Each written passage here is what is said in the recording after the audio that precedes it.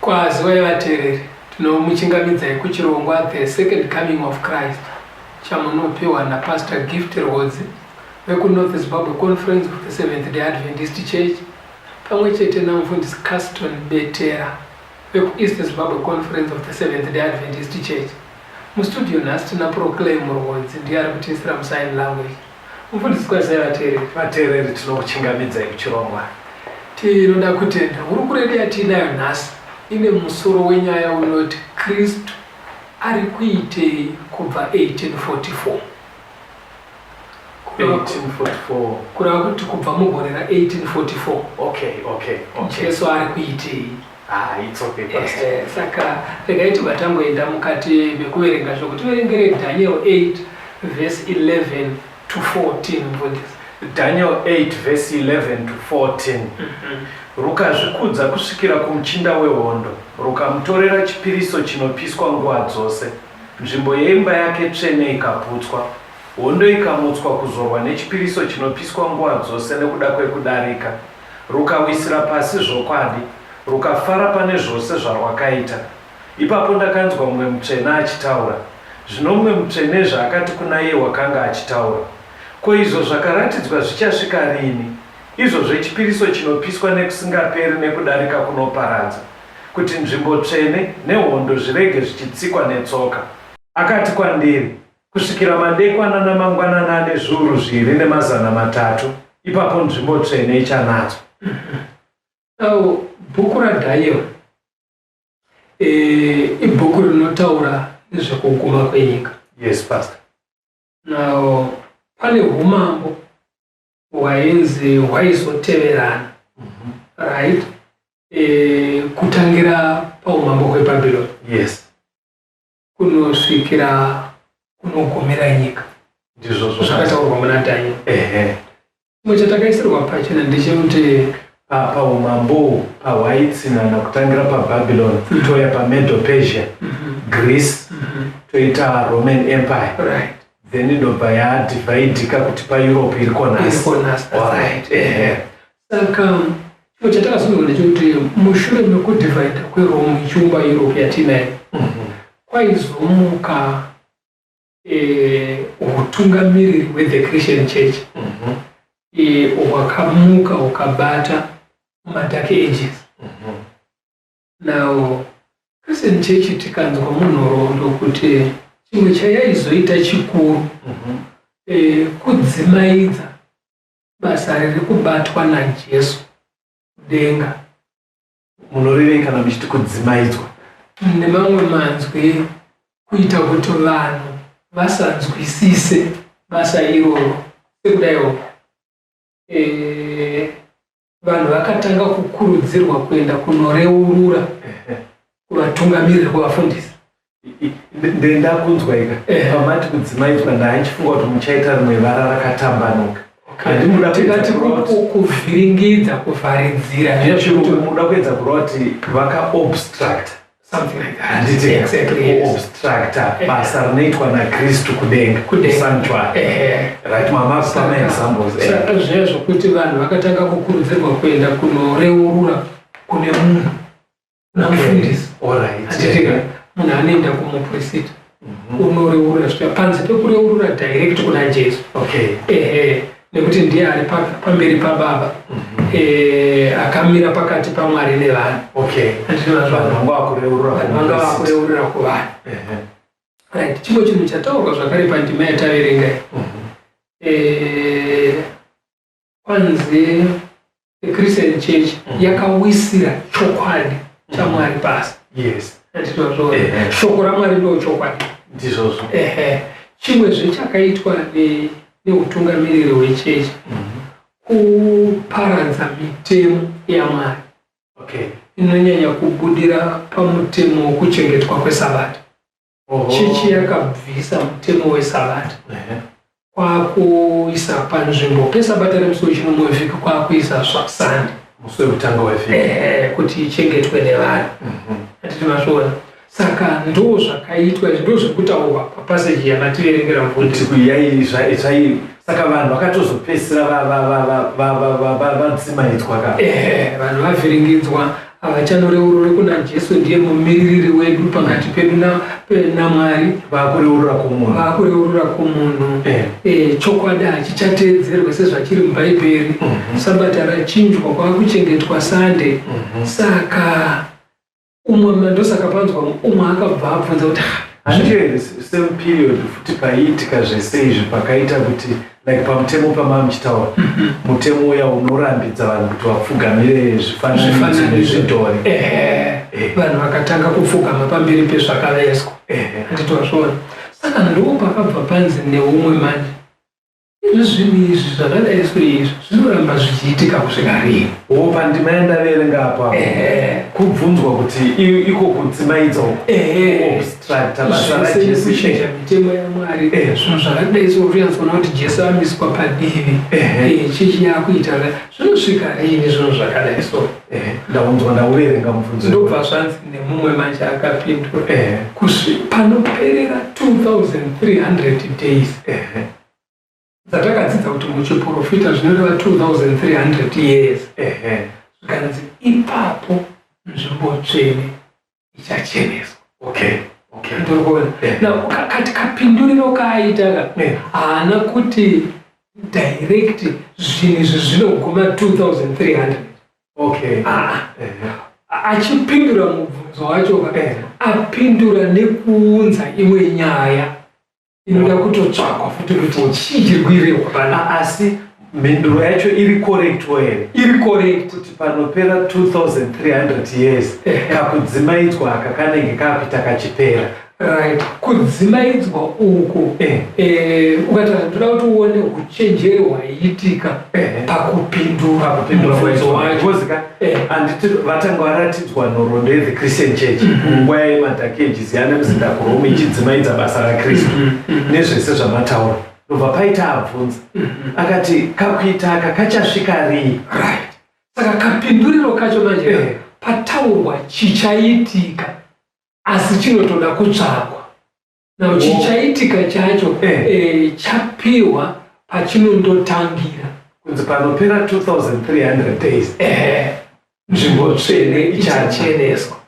Now uchaona patichadzidza kuti kucheneswa kwenzvimbo tsvene uku hunenge hutori hurongwa matanho aripo ekuenda kunopedza zviri kuitika izvozvo hazvibva zvangonzi saka manzwira ndaita ateereri ndeyekuti chimiro chimwe chiri munyika chiri result yenhoroondo yeThe Christian Church mumazuva ayo yeMark Ages.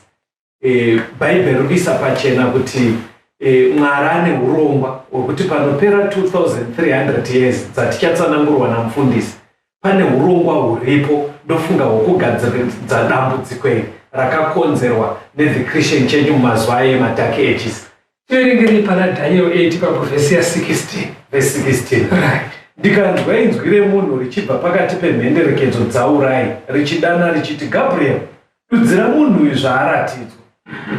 Na ukuona shungu dzinaMwari ndiJesu ari kutaura naGabriel anoti iwe zvaoneswa Daniel izvi mutsanangurire kuti zvinorevei. Kuti izvozvi zvanzi 2300 years nzvimbo tsvene ichacheneswa zvaitoda kududzirwa kuti Daniel azvinzwisise. Saka chero nekwatiriwo zvinotoda kududzirwa. Handitozvionaka verenga vhesi ya 19 unzwe verse 19 Daniel 8 akati tarira ndichakuzivisa zvichavapo panguva yekupedzisira yekutsamwa kwaJehovha nekuti ndezvenguva yakatarwa yekupedzisira. Anzi zvinhu izvi ndidhanieri akuudzwa ndezvenguva yekupedzisira, kureva kuti ari kuisirwa pachena kuti panondopera 2300 years tinenge tapinda munguva yekupedzisira. Ndozvikuisirwa Dhanieri pachena, zvanzi mutsanangurire usamusiye itautanzwisise. Anditozvona. Saka Gabriel anobva amutsanangurira achibva amurondedzera nekumisira pachena, ukaverenga uchidzika kuteerana kwaizoita umambo. Anditozvona. Because anobva anotangira mumazuva eMedo-Persia ichibva yazoteerwa neGreece kuchizouya Rome, anomurondedzera achienda. Anditozvona. Chiverenga uone kuti kwekupedzisira kwacho kwemadzimambo iwayaya pana 26 na 27 yaDhaniel 8 iyo. Daniel 8 verse 26 na 27.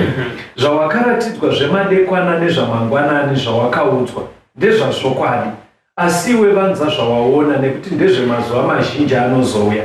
Ini Daniel ndakapera simba ndikarwara mazuva, ipapo ndikamuka ndikabata mabasa amambo, ndikashamiswa nezvandakaratidzwa, asi kwakanga kusino munhu waizvinzwisisa. Anobva anzi naGabriel, zvinhu zvawaratidzwa izvi ndezvechokwadi. Kureva kuti nyaya dze2300 years hadzizingana, ichokwadi. Asi zvichaitika mumazuva ekupedzisira. Anditozvona. NdiDhanieri ari kuisirwa pachena, ndezvemazuva mazhinji ari kumberi. Saka Dhanieri anobva ataura kuti ndakabva ndafenda. Akafenda kutomborwara. Saka kufenda kwaakaita manje kwakaita kuti Gabriel amire kutsanangura, because haingatsanangurira munhu akafenda. Wakabva amira kutsanangura, saka nyaya haina kupera. Gabriel akabva atoenda, because Dhanieri akatosara kwemazuva mazhinji akatomborwara ndokuzonaya zvake ndokudzokera kubasa. Saka azopora nguva yafamba, mukama kunopinda muchapter 9 yaDhaniel. Daniel aparatoradza kuti ndofunga aitwa nerimwe baso rake raanotoita. Aishanda kupalasi kwamambo. Saka tongoti was a sort of vanhu vakuru. He was a government official, anga ari munhu mukuru. Pane dzimwe zvibotonzwa kuti anga atori vice. Zvambondinakidza izvi ndezvekuti aigona kuudzwa nyaya dzakadai idzi, asi atori nerimwe basa risimei, because ezvinofungwa izhinji navanhu ndefungwa zvinhu izvi ndezvevafundisi chete. Kuti anenge kufunga kuti inyaya dzinozonyatsoda kutedzwa nevafundisi chete, kana kuti vanhu vasina mazita makuru. Pandikutoshandiswa kuti ari munhu mukuru kudaro atonzi akazodzokera kubasa kwake arikavha, but aiudzwa nyaya dzakadai idzi. Saka Mwari anoda kuti ukama nemunhu zvisinei nechikundika chake kubasa. Toita ukama che wakatoti tsepete usitaurira zvakavanzika zvake. Andaipa naDhaniel 9. Dhaniel azoti panguva yafamba akanamata. Mwari, zvakaramba zvingomunetsa kuti asingazvinzwisise. Anamata, verengai Daniel 9 verse 20 kuenda pa23. Daniel 9 verse 20 to 23. Zvino ndakati ndichataura nekunyengetera nekuzviveurura zvivi zvangu nezvivi zvevanhu vangu vaIsraeri, nekuisa kukumbira kwangu pamberi paJehovha Mwari wangu pamusoro pegomo dzvene raMwari wangu. Ndakati ndichataura pakunyengetera, uya murume Gabriel wandakanga ndaona pane zvandakaratidzwa pakutanga, ndaneta kwazvo. Wakasvika kwandiri panguva inenge ichipo chemadekwana. Akandidudzira akataura neni akati, Daniel, ndauya zvino kukuvigira njere nekunzwisisa. Chirevo chakatemwa uchangotanga kukumbira. Zvino ndauya kuzokuudza, nekuti uri murume anodikanwa kwazvo. Naizvozvo funga shoko iri, unzwisise zvawakaratidzwa. Saka urikuona auya manje Daniel after anamata Gabriel anodzoka kuzomududzira. But no, ndauya saka chinyatsoteerera unzwisise nyaya iyi mafambiro aya. Saka chinzwa paverse 24 kuenda pa27. Verse 24 kuenda pa27 yaDhaniel 9. Vhiki dzina 40 dzakatemerwa vanhu vako neguta rako dzvene, nekupedzisa kudarika nekugumisa zvivi, nekuyananisira zvakaipa nekuuyisa kururama kusingaperi, nekusimbisa zvakaratidzwa nouprofita nekuzodza nzvimbo tsvene-tsvene. Naizvozvo chiziva unzwisise kuti kubva pakutemwa kwemurayiro wekuvandudza nekuvaka Jerusarema kusvikira kuno akazodzwa iye muchinda. Zvichaita vhiki 9 uye vhiki dzine 62 dzichavapo dzokuvakwa kwaro, riine nzvimbo mhami nemigero, asi zvichaitwa nenguva yekutambudzika. Zvino kana vhiki idzo dzina 62 dzapera, wakazodzwa uchabviswa, akasara asina chinhu. Vanhu vomuchinda unozouya vachaparadza guta dzvene, asi kuguma kwazvo kuchauya nekukukurwa. Kurwa kuchavapo kusvikira pakuguma, kuparadzwa kwakatemwa. Zvino iye uchaita sungano yakasimba nevazhinji vhiki imwe. Pakati pevhiki uchagumisa chibayiro nechipo. Zvino muparadzi uchasvika nebapiro rezvinonyangadza kusvikira pakuguma kwazvo kwakagara kwakatarwa. Kutsamwa kuchadururirwa pamusoro pezvakaparadzwa. Gabriel akutsanangura. Anoti period ye 2300 years yakamurwa kuiswa muzvikamu zvingaita zviviri. Chikamu chekutanga ari kutaura ari madimikira, anoti ivhiki dzine 70 weeks. 70 weeks. Saka kana kuda kuti zvifambirane ne2300 yautaurwa ichinzi days. Iyo yanzi days. Iyo yanzi 70 weeks. Saka unoconvert weeks into days. Ukati 70 kuti wiki rine 7 days. Saka 70 times 7 inoti pache 490 days. Saka pastor, zvinhu zvinoda kuwekwa kudai izvozvo. Pakati pevatendi vakawanda hameno kwamuri vateereri, vazhinji vatendi havadi zvinoita kunge zvinonetsa. Pastor, chaanoda kungosweimba kuchechi, kana aimba oita izvozvo odzokera kumba. Ukaona munhu achidaro haasi kuzvikoshesa kastori. Because ndikuona maitiro amuri kuita kuti dzanzi 70 weeks ngati dzishandurei dziende kumadays. Pane panotoda munhu ane kausobhaness ari serious. Aiwa, ukangonzwa kuti ndoda kunzwisisa zvinhu zvichiri hazvina umbowo. Saka 490 days. Kuti 70 times 7 woita 490 days. Tingati 490 years. Nekuti chiprofita. Mirai ngotano ateereri. Hanzi 2300 years dzadimburwa mune chimwe chikamu chanzi 70 weeks. Saka 70 weeks kudzisa madays tinoti 70 times 7 yobva yaita 490 days.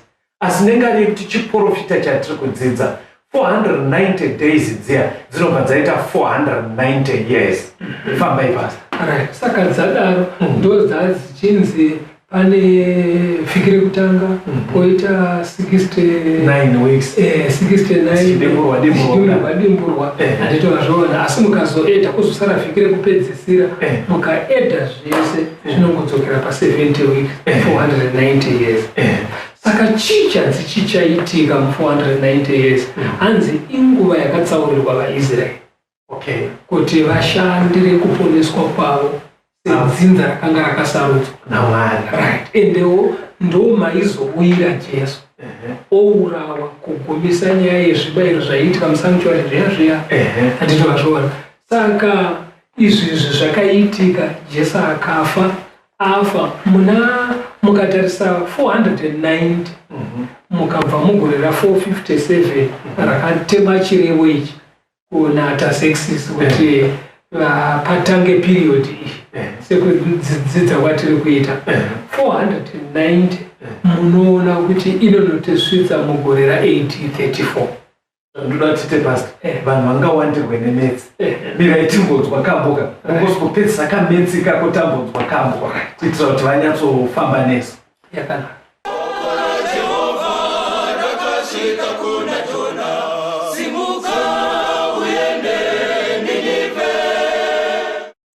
Jehova mufudzi wangu, hapana chandingashayiwa, anondivatisa pasi pamafuro manyoro. Ini anondisesetsa pamvura inozorotsa, ini anonisesetsa, ini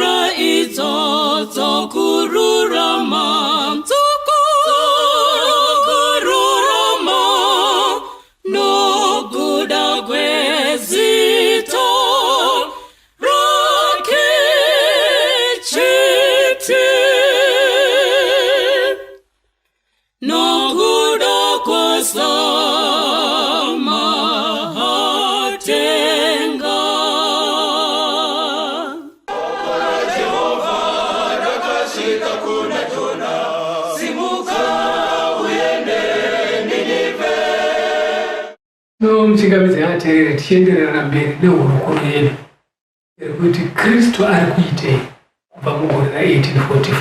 Yes, Pastor. Manga muchitsanangura pandati metsi dzingawandira vateereri zvatatabata mamati imimi pa 2300 years chimwe chikamu chekutanga 490 years dzacho dzakatsaurwa parutivi ameno zvamanga muchiti kuitira vaIsraeri mopatsanangura ipapo dzakapiwa kuvaIsraeri kuti ndonguva yamunofanira kushingaira serudzi kugadzirisa ukama hwavo naMwari nekugadzirira ruponeso rwavo seimba yaIsraeri nekutora nzvimbo dzavo kuita sezvavaitarisirwa naMwari. Pane madhetsi amazotaura muchiti kubvira ati mambo yavo dzinotangira papi dzoperera papi. Takadzidza mune chimwe chidzidzo chakapfuura kuti 2300 years dzinotanga kuverengwa kubva gore rakatemwa namambo kuti chiendai munovaka Jerusarema nekuvandudza Jerusarema netemberi paJerusarema. Saka chirimo ichi kuna Ezra chakatemwa mugore ra457 BC namambo Artashasta. Alright. Saka ndo panotangira kuverengwa 2300 years. Saka ndo zvakare patinotanga kuverenga 490 years dzevaIsraeri. Saka tikatora 490 kubva mugore ra457 ukaedha makore acho anonotisvitsa muna AD 34. Chii chakaitika ipapo? Now chii chakaitika muna AD 34? Muna AD 34 ukatarisa vaIsraeri pakauya Jesu vakamuramba vakasvika kumurovera pamuchinjikwa amuka vakarwisana nevaiparidza shoko hatidi kunzwa nezvemurume ndozvinotora mabasa. Saka kurwisa kwavo sevaIsraeri kwakasvika papiki pavakabata Stephen akatakwa nemabwe akamutaka akafa akatakwa AD 34.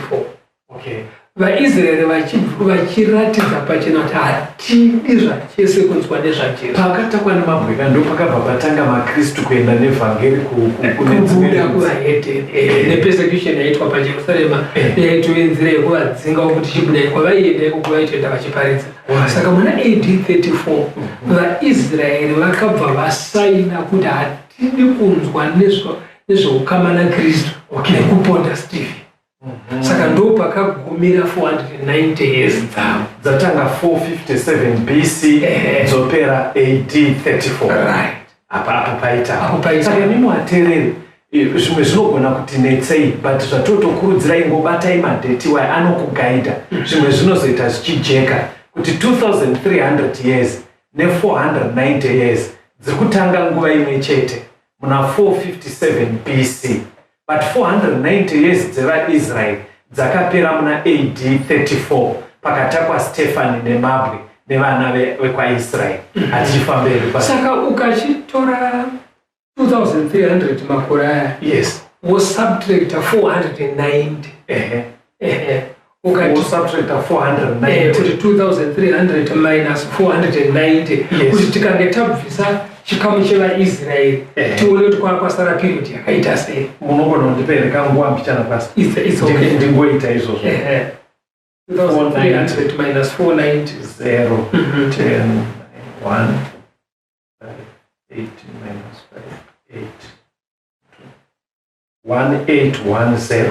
Right, 1810. Yes. Kana kuti 1810 ndo makore asara pa 2300 nekuti tabvisa 490. It's okay. Saka kuti tione kuti anotisvitsa mugore ripi tinochiti AD 34 plus 1810. AD 34 plus 1110 or 1844. Right. Saka zvinoreva kuti 2300 years idzi dzinondoguma mugore ra1844. Ndo pari pamusoro ari kuitei kubva 1844. Okay. 1844 idate kunopera 2300 days. Yes. Dzataurwa dziya nechiprofita chaDaniel. Nokunziko ndopacha rega tidzokere kuna Daniel 8 verse 14. Daniel 8 verse 14 akati kwandiri kusvikira madekwana namangwanana nezviuru 2,300 ipapo nzvimbo tsvene ichanadzo. Saka pari kunzi panopera 2300 years nzvimbo tsvene ichacheneswa. Saka kana pakunzi nzvimbo tsvene sanctuary ichacheneswa. Sanctuary here yatakambodzidza inotaura nezvayo Old Testament. Right. Saka zvakuda kuti tidzokere manje Old Testament kuti tinowana clue inotibatsira kuti chii chiri kumbotaurwa panapa. Because the sanctuary Old Testament hakusina yakapaswa. Anditozvona. Asi mune zvimwe zvidzidzo takadzidza kuti kudenga kune sanctuary. Yes. Anditozvona inototaura. Saka pastor muri kuti pa 2300 days there padzinoperera taakupaziya. Right. Taakuenda pachirahwe chekuti kucheneswa kwenzvimbo tsvene kuita sei padate tambosiya taziva parinoperera i1844. Exactly. Alright, pastor. Saka handiti chinoona manje kuti kucheneswa kwenzvimbo tsvene uko kureve haisisiri yepanopasi sanctuary. Kuitira tiwane makuru. Saka mukaenda pana Leviticus 23 verse 26 to 30. Leviticus 23 verse 26 to 30. Jehovha wakataura naMozisi akati, zuva regumi romwedzi uyu wechinomwe izuva rekuyananisira. Munofanira kuita naro ungano tsvene, munofanira kuchema pamweya yenyu nekuigira Jehovha chipiriso chinoitwa nemoto. Nemusi uyu musabata basa ripi neripi, nekuti izuva rekuyananisira, kuti muyananisirwe pamberi paJehovha Mwari wenyu. Nekuti ani nani asingacheme pamweya wake nemusi iwoyu uchabviswa pakati perudzi rwake. Nomunhu upi noupi unobata basa ripi neripi nemusi iwoyu, munhu uyu ndichamuparadza pakati perudzi rwake. Panapa pana Leviticus 23. Yes. Chiri kurondedzerwa panapa ndezvaiitika pazuva rakatsaurwa naMwari rekuchenesa sanctuary. Okay. Rekuchenesa nzvimbo tsvene. Zvaiitika musi wa10 wemwedzi wechi7 panerimwe nerimwe. Rainzi Day of Atonement. Exactly. Saka zvaiitika pazuva iri Mwari aiti hakuna munhu anoenda kumunda kwake, hakuna munhu anoenda kubasa rake. Vanhu vese vanofanira kunge vakanangisa kusanctuary. Vachikoshesa zvinoitwa pazuva irorero. Vachichema nekuda kwezvakaipa zvavo. Okay. Mwari ari kuti iye wandinoona asingaite sezvakurayirwa izvi ndinoparadza zuva iro. Okay. Saka zuva iri kana mukanyatsa kucherechedza tingati waive musi werutongo kwaIsraeri. Ikunzi panopera zuva it's either uri mupenyu kana kuti wafa. Okay. Ndinozviona awani kwaari kuRome side aibva aparadzwa musi iwoyo. Okay. Saka musi wekucheneswa kwenzvimbo tsvene kwaIsraeri ranga ritori zuva rerutongo rekuyerwa kwevaIsraeri paukama hwavo naMwari.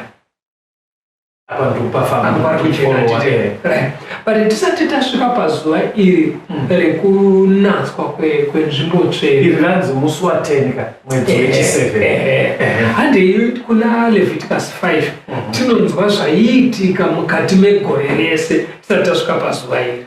Right. Leviticus 5 verse 5 to 9. Zvino kana akava nemhosva kune chimwe chaizvozvo unofanira kuzvireurura zvaakatadza. Zvino ngauye nechipiriso chake chemhosva pamberi paJehovha pamusoro pezvivi zvake zvaakatadza. Ngaive hadzi yezvipfuyo zviduku kana gwayana kana mbudzana chive chipiriso chezvivi. Muprista ngaamuyananisire pamusoro pezvivi zvake. Kana asingagone kuuya negwayana, ngaarigire Jehovha njiva 2 kana twana 2 twenjiva chive chipiriso chemhosva yake yaakatadza. Imwe ive chipiriso chezvivi, imwe chipiriso chinopiswa. Zvino ngauye nazvo kumuprista iye atange kubaya imwe yechipiriso chezvivi, agure musoro wayo pamutsipa, asi arege kuiparadzanisa. Zvino ngaasase ropa rechipiriso chezvivi kurutivi rweatari, asi ropa rakasara risvinirwe mujinga meatari, chipiriso chezvivi.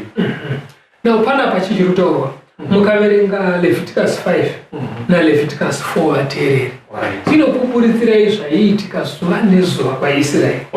Munhu aiti kana atadza aifanira kuve nechipiriso chezvivi, aigona kuita mombe, gwai, mbudzi. Kana munhu ashandisisa izvozvo aigona kunotsvaka tumanyana twenjiwa chaito ouya nato. Saka aiti kana asvika pasanctuary aiisa maoko ake pamusoro pechipiriso chauya nacho oreurura. Saka pakureurura kwaaiita chitema kana kuti mhosva yake yaibva paari yoenda pane chaaita sechipiriso ichi. Asi nekuda kwekuti chitema chinouraya ndozvavaida kudzidziswa naMwari, aibva anzi chiuraya chipiriso chavo ouraya kuti anzwisise kuti paitika nyasha panapa, ndaifanira kunge ndafa, asi Mwari vaita havo vatendera kuti panzvimbo pangu pafe chipiriso ichi. Kana zvadaro manje chitema chinoteera ropa reakachitakura. Saka panourawa chipiriso chitema zvaifananidzira zokuti chabuda neropa chaungana muropa. Saka muprista aiuya onombora ropa oenda naro musanctuary onozora panzvimbo dzakatara. Handiti mazviona? Saka ndiyo nzira yaibvisa chitema pamutadzi choenda pachipiriso, chobva pachipiriso nekufa kwacho choenda musanctuary. Saka zvaiitika every day. But pane chimwe chinhu chinoitwa nechitema kana chauya pamunhu chikaitwa chitema. Leviticus 18:24. Regai kuzvisvibisa kune chinhu chimwe chaizvozvo, nekuti vahedheni vakasvibiswa nezvivi izvi, ivo vandakadzinga pamberi penyu. Saka pana parikuburiswa funga yekuti ukaita chitema wazvisvibisa. Pane chitema chinosvibisa. Very good. Saka munhu kana aita chitema ari kokoko asviba, paanouya nechipiriso chake oisa maoko pamusoro pechipiriso arikusvibisa chipiriso. Chipiriso pachauraiwa ropa rikapinzwa naro musanctuary inobva yanotora kusviba kuya, munhu odzokera achena. Saka yaive way yekutransfer chivi kubva pamunhu choita sekunge chasiwa musanctuary. Sanctuary yosara yakasviba. Ndo zvaiitika gore rese. Saka mukachizoverenga manje kuna Leviticus 16 inokuisira pachena zvaiitika pazuva riya rekucheneswa kwesanctuary. Verengai pavhesi ya20 kuenda pa22 yaLeviticus 16. Leviticus 16 verse 20 to 22. Kana apedza kuyananisira nzvimbo tsvene netende rokusongana neatare, ngaauye nembudzi mhenyu. Aroni agoisa maoko ake pamusoro wembudzi mhenyu, ndokureurura pamusoro payo zvakaipa zvose zvavana vaIsraeri nekudarika kwavo kwose, izvo zvivi zvavo zvose. Ngaazviise pamusoro wembudzi, ndokuiregedza itumwe kurenje nemunhu wakanga arayirwa. Mbudziyo inofanira kutakurira zvakaipa zvavo zvose kunyika isina vanhu. Unofanira kuregedza mbudziyo murenje. Saka zvaiitika musi wekucheneswa kwesanctuary. Muprista mukuru aiuya nembudzi mbiri. Pambudzi mbiri idzi wokanda mujenya, Jehovha osarudza yake. Yatsaurirwa Jehovha yaibva yaurayiwa. Muprista mukuru opinda neropa rayo musanctuary, muya maipinda zvitema zvese. Makasvibiswa nezvitema zvese. Opinda onochema ari pamberi paMwari. Kana Mwari vabvuma, muprista aibuda akatakura zvitema zvese zvanga zviri musanctuary. Ochiuya pambudzi mhenyu yasara kunze yayo, oswesa maoko pamusoro payo, otura zvitema zvese zvanga zvakambopiswa musanctuary ozvitura pambudzi mhenyu.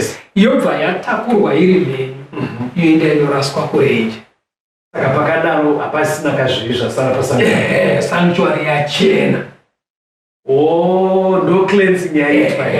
Saka riri kunzi izuva rerutongo, pakuti anenge aribata uyanga aiparadzwa, asi vauya nemwero wacho vaibva vasara vachena nesanctuary uyobva yachena. Ndoda 30 seconds ingotsummarize zvamataura.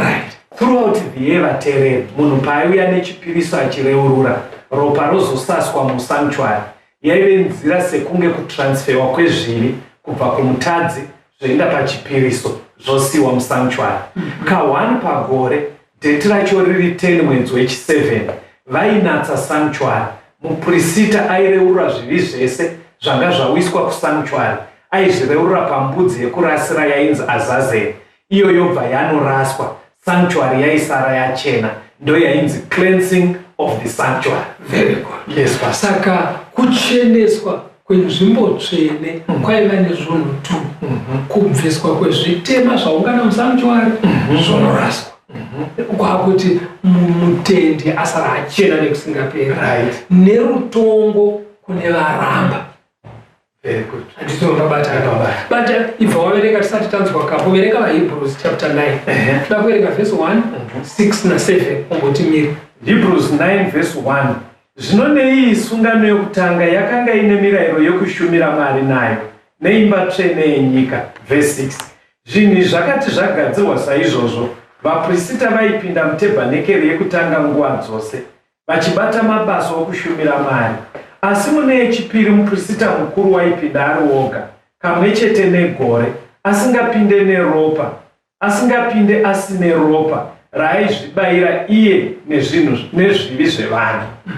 Saka apa ikungorondedza zvitati chitaura zvaiitika mukati megore rese nezvaiitika pazuva rekucheneswa kwesanctuary. Chiverenga vhesi ya8 na9 unojamba uenda pana 11 na 12. Muzondiokidza tikanzwa kambo, ndoda kukubvunzai mubvunzo wandafunga pandaverenga vhesi. Vhesi 8 na 9. Mweya mutsvene achiratidza chinhu ichi, kuti nzira inoenda kunzvimbo tsvene yakanga isati yaratidzwa tebhanekeri yekutanga ichimire. Wakanga uri mufananidzo wenguva ino, vanobayira nayo zvipo nezvibayiro zvisingagone kukwanisa pahana yake iye unoshumira. Vhesi 11 na 12.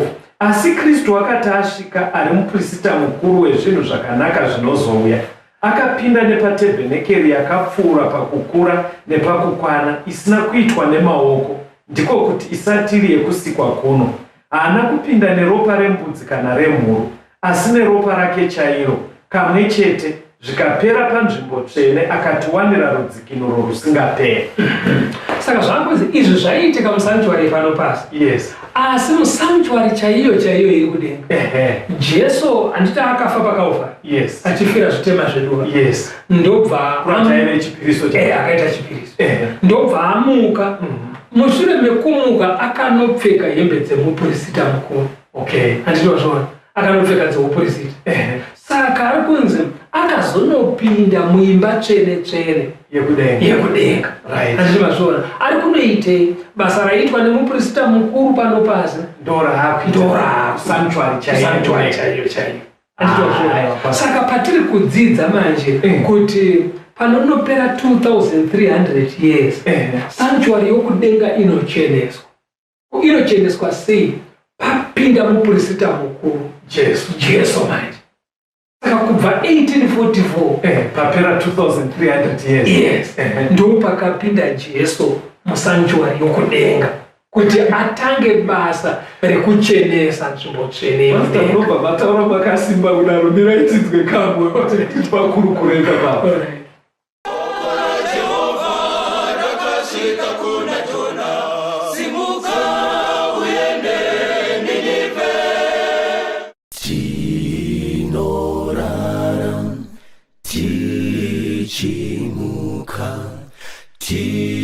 Tinofamba tichisvika, tinotsvaka tichiwana, nokuti munotendera. Ko ndianiko angataura shoko rikaitika musina kurayira? Zvinhu zvose pasi nekudenga zvomirira shoko renyu. Muri Ishe wamadzishe, kunze kwenyu hakuna mumwe. Ndimi moga ndichakurumbidzai panguva dzose muri ishe wenyama yose. Jehova rakashika kuna Jona, simuka uende Ninive. Nomuchingamidzi vatiri tichienderera mberi nehurukuro yedu. Kristu ari kuitei kubva gore ra1844. Ndaona mama akudakidzwa nenyaya kuti pane mubvunzo wauya mupfungwa dzangu pandaverenga kuna Hebrews. Vateereri pandachiverenga Hebrews ichitsanangura kwandiri yareruka nekuti tembei taverenga nyaya yacho kuna Leviticus. Saka mubvunzo wandinawo kuna pastor ndokuti pane vatendo vakawanda pakati pedu vekuti havadi kudzidza Old Testament, vanenge vachiti Old Testament waamunya. Saka ndikunetseka kuti unozonzwisisa sei sezvakaita bhuku raHebrews rese kana uchiramba Old Testament iriyo inojekesa. Pastor, tibatsirei ipapo, chii chinenge chichiitika? Tingati ndiSatani anenge achimbonzvengesa vana vaMwari kuti vasapinde pakunyatsonzwisisa chokwadi. Nekuti Old Testament ndiwo hwaro hweNew Testament. Ndo pakaumbirwa New Testament. Saka ukasadzidza kuOld Testament, zvinhu zvizhinji muNew Testament zvinouya zvakaita zvirawo usingawanire minduro yacho. Unoona mawaniro andaita ndatoona unge unonzwisisa New Testament zviri nani nekuziva Old Testament. But pfungwa iri kutenderera yakati kurumbirei inoita kunge zvinonzi Old Testament ine hutsinye kwatiri. Hatingotsimbirirai paNew Testament yeti ndikutoona kunge iri kutonyatsoita zvinhu zvijekei. Ndo maonero andaita. Old Testament ndo nyaya yacho. New Testament kuzadzisika kwenyaya yacho. Ende zvichibetsera kuti zvijeke. Aona ngati dzokera pana Daniel 7 uverenge 26 na 27. Daniel 7 verse 26 na 27. Asi kutonga kuchatanga, vachabvisa simba rake kuti varipedze nekuriparadza kusvikira pakuguma. Ipapo ushe nesimba nehukuru hweushe hwese pasi pedenga rose zvichapiwa vanhu vavatsvenewo kumusorosoro. Ushe hwake ndo husingaperi, masimba ose achamushumira nokumuteerera. Panapa pari kususukidza nyaya yedu yatambunzwa yekuti Jesu asati adzoka pane umambo hunouya huchiteverana. Yes, Pastor. Right. Kusvikira pane umambo huchatozosikotorerwa simba rawo naJesu akupa ushe kuvatsvene vake. Yes. Handitozvona. Saka zvese izvi zvichaitika, zvinenge zvichiitika pano pasi, pane zviri kuitika kudenga. Saka kusanctuary yokudenga ndo kwatanzwa isusu kuti 1844 gore iroro Jesu akapinda kuti aite basa raiitwa nemuprista day 1 iriya rekagore kunatswa kwesanctuary. Saka chii chinenge chichiitika musanctuary? Tanzwa futi kuti kuna Leviticus kuti rutongo ezvitu rinenge zichitoitika. Ndizvozvo ndikutotenda kwazviri. Panogona kuita pfungwa yekuti asi madhara munabva matotaura kuti ndo zvakaitika gore iroro. Panopindurika sei pazvimwezi? Pane imwe pfungwa ingori muwanwa yekuita kunge bhaibheri risingajekese nyaya idzi. Muona matauro ataita ari kuita bhaibheri ekutoti 1844 ndo zvakatoitika kudenga. Ende 1844 vanhu vanotoziva kuti ndemamwe mwezuro ayo century dzapfuura idzi. Zvobva zvaita kunge zvinonzi are you very sure, Pastor, kuti ndo zvitori izvo zvakaitika? Unoziva kuti chinonakidza bhaibheri ukaridzidza nemwero waro zvinokujekera zvakadaro zvekuti vasina hanya neushe hwaMwari vanonase kunge hameno zvamuri kuita. Asi kana ukanyatsoteera urongwa hwacho chaiwo chaiwo unoona zvinyatsobuda. Iwe umboonawo panokonofizera. Aiwa, ini ndikutoita bhaibheri riri kutsigirana nyaya ichijeka. Exactly. Saka pane nyaya chaipo ndepekuti muna 1844 pane basa rakatanga. Ndo pakatanga rutongo. Rinodaidzwa kunzi kucheneswa kwenzvimbo tsvene. But nzvimbo tsvene yaicheneswa sei? Yaicheneswa nekubvisa zvitema kuzviparadzanisa nevanhu nokusingaperi. Right. Vanenge varamba vakatakura zvitema zvavo vanobva vatongerwa mugove wavo wokuzoparara. Saka rutongo. Saka kubva 1844 kusanctuary yokudenga ndobasa riri kuitwa najesu riya rakataurwa kuna Daniel 7 kuti takaona zvigaro zvagarwa rutongo ruchitanga mabhuku akavhurwa ndo rutongo ruri kutoitika rero. Saka kana uchida kuti unyatsoona manje verenga pana zvakazarwa 22 verse 12 ndinoisaka chirungu kuti bhuku reroti court in session right now aikazve ndo zviri kutotaura shoko raMwari zvakazarwa 22 verse 12 tarirai ndinokurumidza kuuya mubayiro wangu ndinawo kuti ndipe mumwe nemumwe sezvaakabata. Saka Jesu paanozouya anouya akutoziva mubayiro wakafanira munhu mumwe nemumwe kuratidza kuti rutongo rwapera. Saka kuti mubayiro unopiwa munhu mumwe nemumwe unodhitemenwa parutongo ruri kutoitika musanctuary kudenga. Andizvozvona vane zvitema zvavakatendeuka pazviri vakareurura kuzvikanda kuna Jesu iye anozvitora ndaane simba rekudhila nazvo ndiye anoziva kuti tinozvitsokera umu tozozvitakura zvondoraswa sei nekusingaperi. Anditozvona vanhu vosara vachena nekusingaperi asi vasingadi kugashira Jesu kuna Mwari kuti Jesu mudzimu varungu unotera dzimwe kaucha isu tine chiwanhu chedu varamba vakabata pazvitema zvavo vanoramba vainazvo kusvikira danho rerutongo iri rapfuura. Saka paanobuda musanctuary anenge akutoziva kuti vekuponeswa vakasarenda zvitema zvavo kuburikidza ndinhingi naningi vasina kunyange vaienda kuchechi kune vamwe vanoenda kuchechika asi vachiramba nezvitema zvavo andizvazvona vanosara vainazvo. Saka pane chitema pane rufu saka vachaparadzwa vakadaro. Saka Jesu ari kuuya akutoziva. Daniel 8:14 patamboiverenga yati kuti izve ndoinge ichitaura kuti panoperera unto 2300 days shall the sanctuary be cleansed. Nzvimbo tsvene inofanira kucheneswa kureva kuti pane rutongo rwekuongorora ruchatanga after 2300 years. Rutongo rwekuinvestigata kuti uyu zvaaiya kuchechi uyu upenyu hwake hwakanyatsoti kweserere sezvinoda Mwari. Saka upenyu hwemutendi mumwe nemumwe hunenge huchiyerwa huchikuyera kuinzaniswa nemitemo yaMwari nezvinodiwa naMwari. Tiri kuti panotorwa mutendi zvonzi custody uyu mararamiro ako manje acustody pochiiswa mutemo pazasi zvichiinzaniswa manje chese chaunoita chine mirayiro inotaura zvinofanira kuitwa ipapo waita here sezvinofanira kuitwa. Andito wakabataka. Saka kana kuyera ikoko kwapera vakanga vatura zvitema zvavo kuna Jesu anobuda nazvo osvikanda kuna Satani ndiwe muridzi wezvitema izvo zvoenda vaya vamo ndo pachadaidzirwa ukanzwa bhukura zvakazarwa raiti zvapera akanaka ngagara akanaka akaitwa ngagara akaitwa rutongo rwaita sei rwapera Jesu ochiuya. But manje rutongo urwu rusati rwapera nyika ino isati yaguma pane zvinofanira kuitika zvakataurwa naJesu pana Matthew 24 verse 14.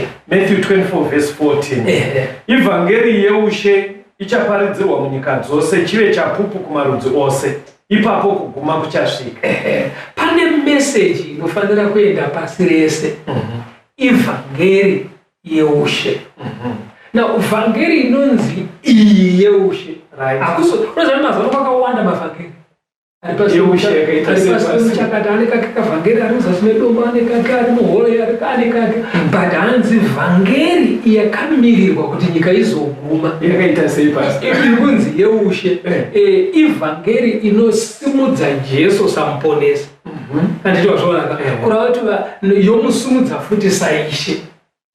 Saka pakumusumudza samuponesi kudzidzisa basa raakabata from Calvary achifa paKalvari inonzi kuna Isaya kurohwa kwakaitwa kwakatiigira rugare Mwari akaisa kudarika kwedu kwese pamusoro pake tikaporeswa nemavanga. So Jesus is our savior. Ndizvozvo ndisaka asumudzirwa samuponesi.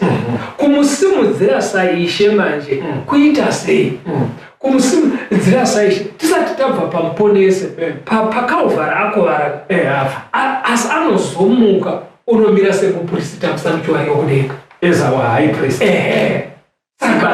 Ibasa rakero raari kutoita nhasi kuti vanenge vatendeuka zvinosvika paari oti ropa rangu repakafa. Ndosaka nyaya saka bhaibheri chizoita kunge kupopota stereti parinoti kune murereri mumwe chete aurevererwe muna mufundisi rinogeraona kuti muda kutovhirika basa rakakosha raari kuita. Saka vhangeri inonzi yeusheka yataura Jesu samuponesi, yotaura Jesu semuprista, yotaura Jesu saishe. Kuti kana zvichinzi Jesu saishe kudzidzisa mirayiro yake, nekuti hapana ishe anotonga asina bumbiro remitemo. Hakuna mambo angatonge asina mitemo. Saka anofanira kunzi Jesu uyo ndimuponesi muprista wedu. Asi kuna zvakazarwa babaji unonzwa yakuti achauruka netsvimbo yesimbi pachijika chake nepahembe pake panenge pakanyorwa kuti mambo wamadzimambo naishowa apa mawisa imwe dimension pasi ngozi kazhinji panotaurwa Jesu ari isheka tine tisinganotora pfungwa yekuti ishe ane mitemo. Tinenge tichida patiya yekuti kana ari ishe isi tiri vana vaishe. Ngudzwe patiya tinenge tichida tichida patiya yekugarika because manzwisira tinoita munyika inoka vana vamambo vagere mushe. Saka tine tichida kuti ndishe kuti tikwane pakuva vana vanobhenefita zviwanikwa zvepamba pamambo. Asi manje nyaya inotangira kuumwana hunouya kana watenda kwaari.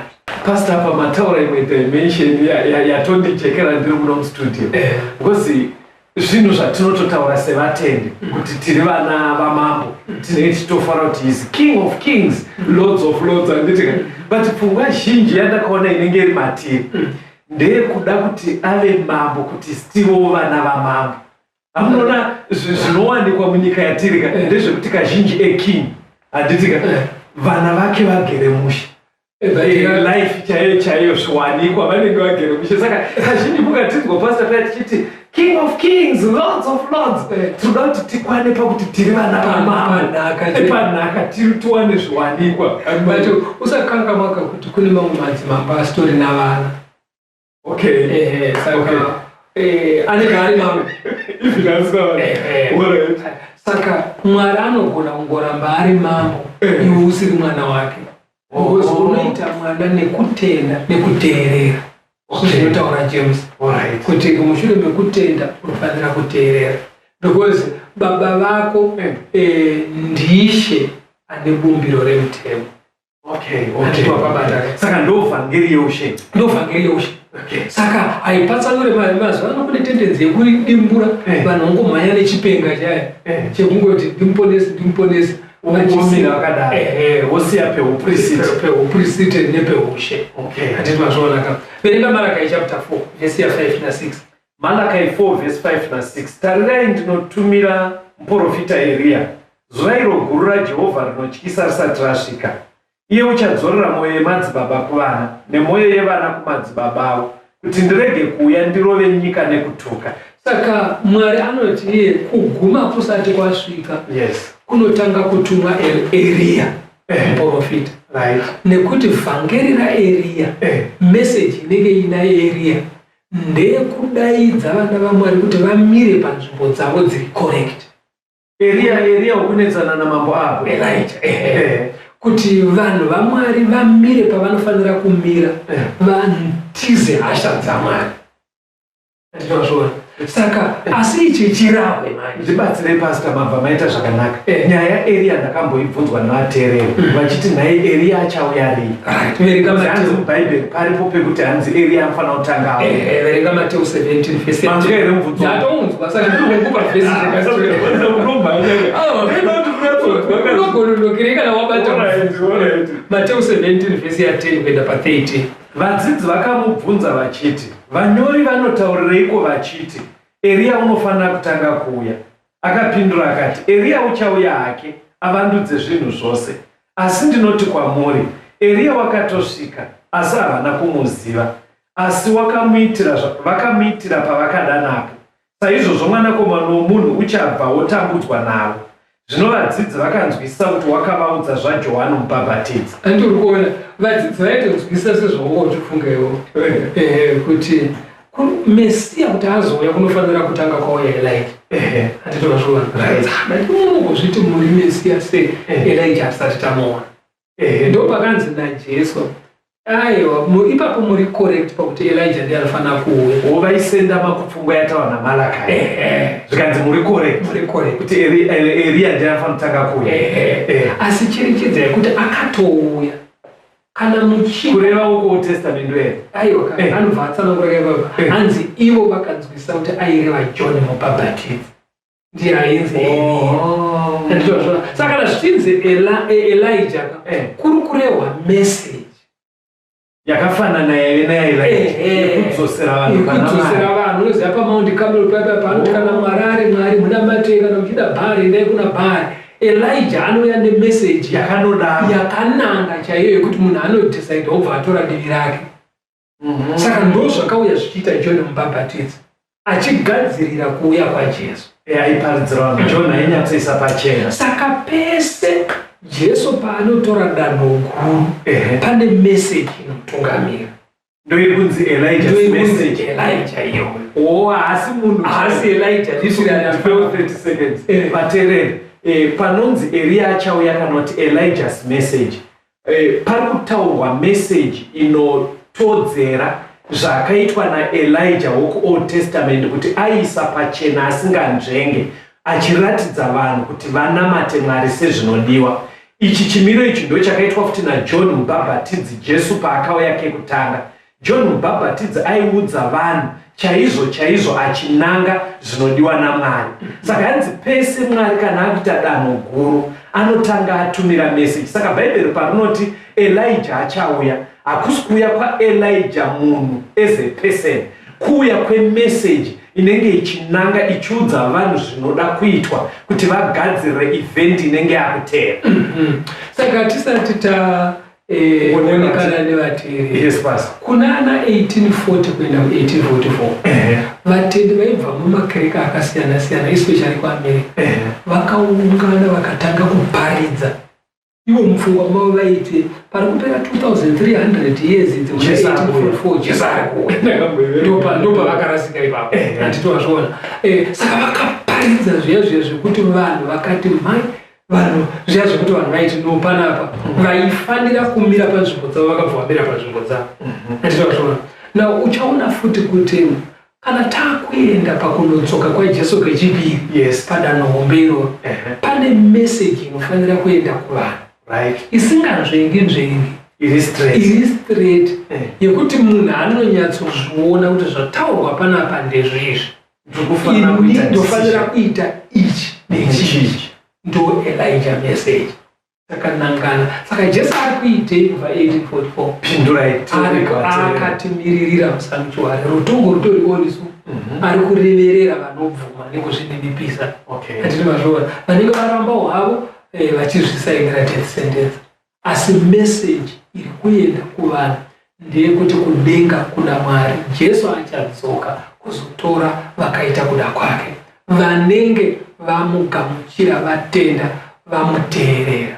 Mwari akukomborerei vateereri tikusangana muchikamu chinoteera vanenge vaine mibvunzo vanoda kuti tibatsirane navo vane zvavangada kutaura nesu tibatei panhare dzinoteera 0774 651 181 0774 651 181 kana kuti 0716 452 086 0716 452 086. Marave nemi tisangane muchikamu chinoteera. Soko rakanaka kunesu vafambi apo tinoenda pasipo asi muponesi achazouyaje kutonga umambo wakewo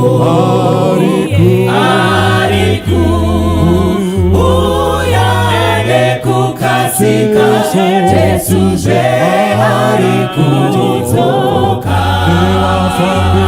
nevafambi wake vachazotora apo Jesu ouya. Makuwa hekare apo vanorara vafambi vakafa na Kristu vachazarurwazve vanhu vanomuka vachapona pamwe na Jesu ari kuuya nekukasika Jesuzve ari kudzoka nevafambi vake vachazotora apo Jesu ouya. Tichasangana kumusha wekudenga tichaimba nekuponeswa vaponesi vachabva pasi rese vanamate mambo wedenga ari kuuya nekukasika Jesuzve ari kudzoka nevafambi vake vachazotora apo Jesu ouya. Haleluya, ameni, haleluya, nekudawira tichasvika namatasimbira kufaradakara topfeka mbiri yekudenga ari kuuya nekukasika Jesuzve ari kudzoka nevafambi vake vachazotora apo Jesu ouya. Haleluya, ameni, haleluya, nekudawira tichasvika namatasimbira kufaradakara topfeka mbiri yekudenga ari kuuya nekukasika Jesuzve ari kudzoka nevafambi vake vachazotora apo Jesu